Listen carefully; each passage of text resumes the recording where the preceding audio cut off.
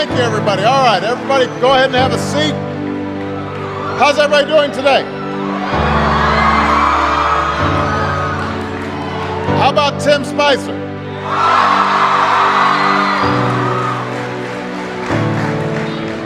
I am here with students at Wakefield High School in Arlington, Virginia. And we've got students tuning in from all across America, from kindergarten through 12th grade. And I am just so glad that all could join us today. And I want to thank Wakefield for being such an outstanding host. Give yourselves a big round of applause. Now, I know that for many of you, today is the first day of school. And for those of you in kindergarten or starting middle or high school, it's your first day in a new school. So it's understandable if you're a little nervous. I imagine there's some seniors out there who are feeling pretty good right now. With just one more year to go. And no matter what grade you're in, some of you are probably wishing it were still summer and you could have stayed in bed just a little bit longer this morning. I know that feeling. When I was young, my family lived overseas. I lived in Indonesia for a few years. And my mother, she didn't have the money to send me where all the American kids went to school.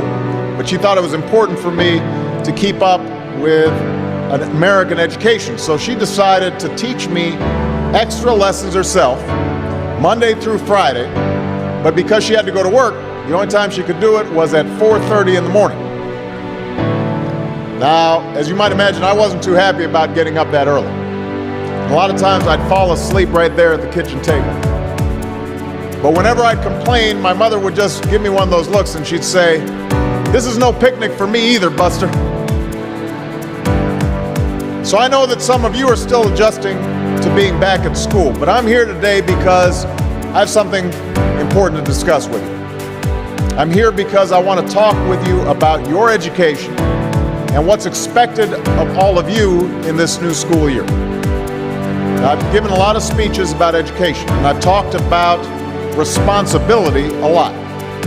I've talked about teachers' responsibility for inspiring students and pushing you to learn.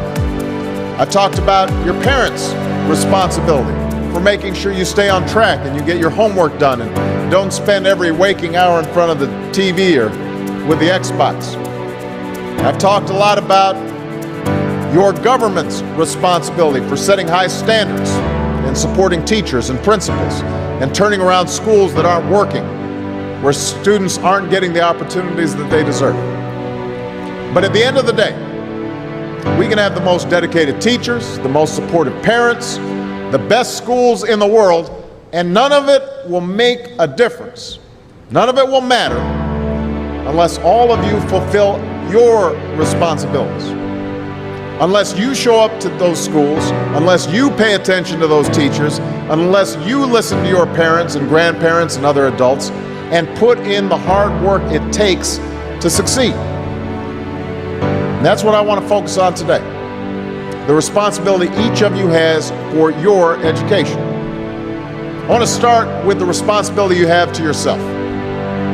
Every single one of you has something that you're good at. Every single one of you has something to offer. And you have a responsibility to yourself to discover what that is. That's the opportunity an education can provide.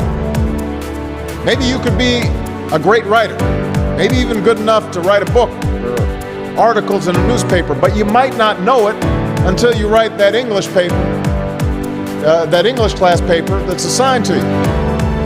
Maybe you could be an innovator or an inventor, maybe even good enough to come up with the next iPhone or the new medicine or vaccine, but you might not know it until you do your project for your science class.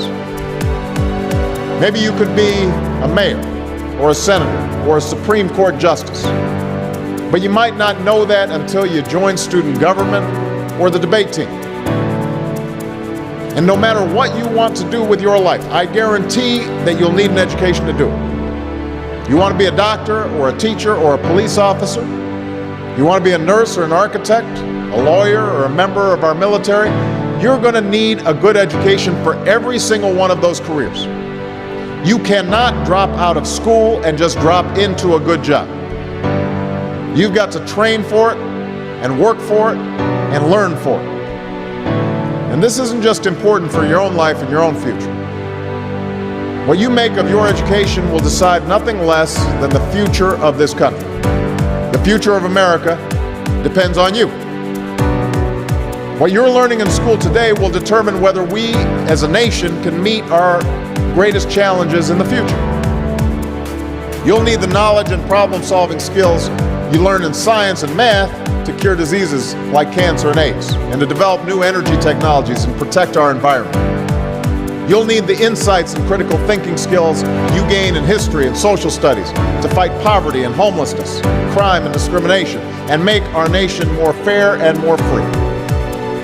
You'll need the creativity and ingenuity you develop in all your classes to build new companies that will create new jobs and boost our economy.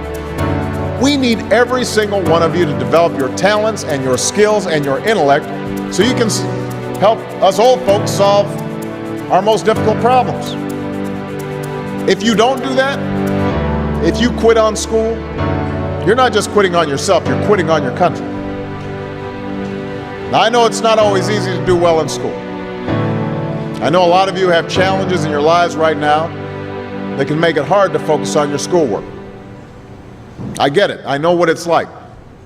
My father left my family when I was 2 years old. And I was raised by a single mom who had to work and who struggled at times to pay the bills and wasn't always able to give us the things that other kids had. There were times when I missed having a father in my life.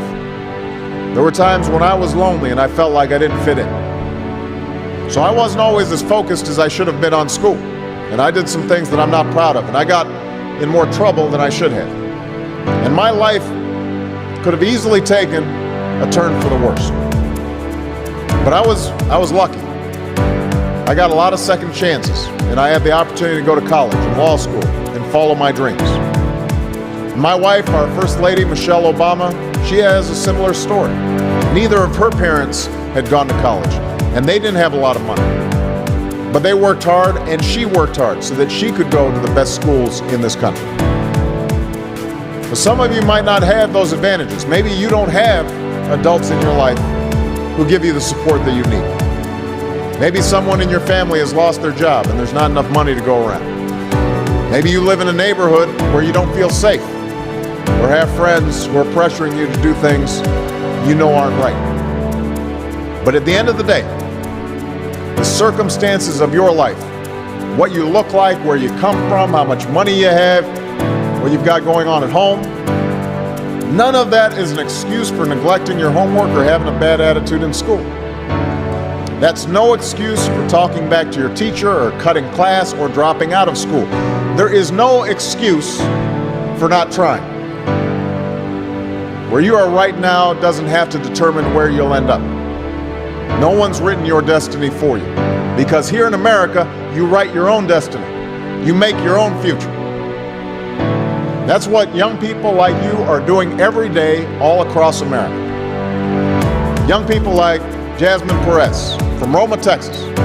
Jasmine didn't speak English when she first started school. Neither of her parents had gone to college. But she worked hard, earned good grades, and got a scholarship to Brown University, is now in graduate school studying public health, on her way to becoming Dr. Jasmine Perez. I'm thinking about Andoni Schultz from Los Altos, California, who's fought brain cancer since he was 3. He's had to endure all sorts of treatments and surgeries, one of which affected his memory, so it took him much longer, hundreds of extra hours to do his schoolwork. But he never fell behind. He's headed to college this fall. And then there's Chantel Steve from my hometown of Chicago, Illinois. Even when bouncing from foster home to foster home in the toughest neighborhoods in the city, she managed to get a job at a local health care center, start a program to keep young people out of gangs, and she's on track to graduate high school with honors and go on to college. And Jasmine, Andoni, and Chantel aren't any different from any of you. They face challenges in their lives just like you do. In some cases, they've got it a lot worse off than many of you. But they refuse to give up. They chose to take responsibility for their lives, for their education, and set goals for themselves. And I expect all of you to do the same. That's why today I'm calling on each of you to set your own goals for your education and do everything you can to meet them. Your goal can be something as simple as doing all your homework, paying attention in class, or spending some time each day reading a book. Maybe you'll decide to get involved in an extracurricular activity or volunteer in your community.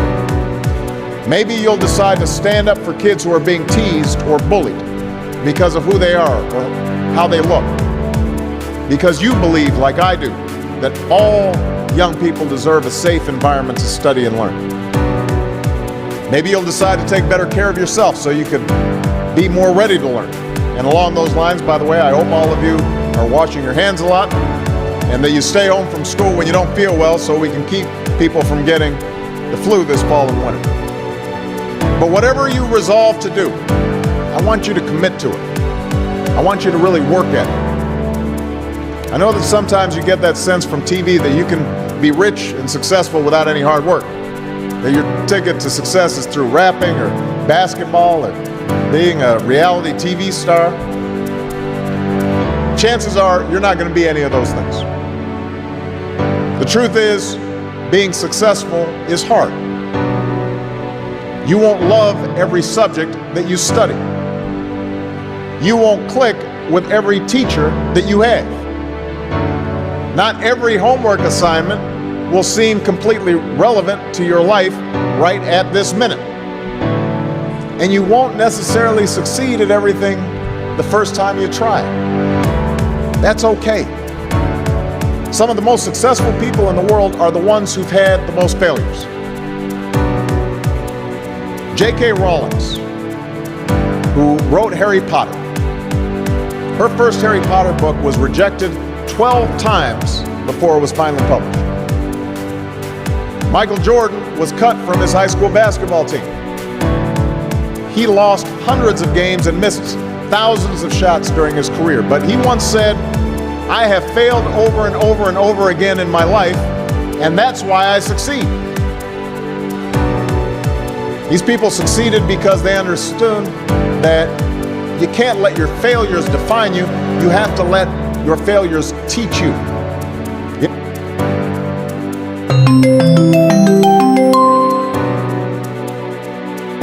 Failures define you. You have to let your failures teach you. You have to let them show you what to do differently the next time. So if you get into trouble, that doesn't mean you're a troublemaker. It means you need to try harder to act right. If you get a bad grade, that doesn't mean you're stupid. It just means you need to spend more time studying. No one's born being good at all things. You become good at things through hard work. You're not a varsity athlete the first time you play a new sport. You don't hit every note the first time you sing a song. You've got to practice. The same principle applies to your schoolwork. You might have to do a math problem a few times before you get it right. You might have to read something a few times before you understand it. You definitely have to do a few drafts of a paper before it's good enough to hand in. Don't be afraid to ask questions. Don't be afraid to ask for help when you need it. I do that every day. Asking for help isn't a sign of weakness, it's a sign of strength. Because it shows you have the courage to admit when you don't know something, and that then allows you to learn something new. So find an adult that you trust, a parent, a grandparent, or a teacher, a coach, or a counselor, and ask them to help you stay on track to meet your goals. And even when you're struggling, even when you're discouraged, and you feel like other people have given up on you, don't ever give up on yourself. Because when you give up on yourself, you give up on your country. The story of America isn't about people who quit when things got tough. It's about people who kept going, who tried harder, who loved their country too much to do anything less than their best. It's the story of students who sat where you sit 250 years ago and went on to wage a revolution, and they founded this nation. Young people. Students who sat where you sit 75 years ago, who overcame a depression and won a world war. who fought for civil rights and put a man on the moon. Students who sat where you sit 20 years ago, who founded Google and Twitter and Facebook and changed the way we communicate with each other. So today, I want to ask all of you, what's your contribution going to be? What problems are you going to solve? What discoveries will you make? What will a president who comes here in 20 or 50 or 100 years say about what all of you did for this country? Now, your families, your teachers, and I are doing everything we can to make sure you have the education you need to answer these questions.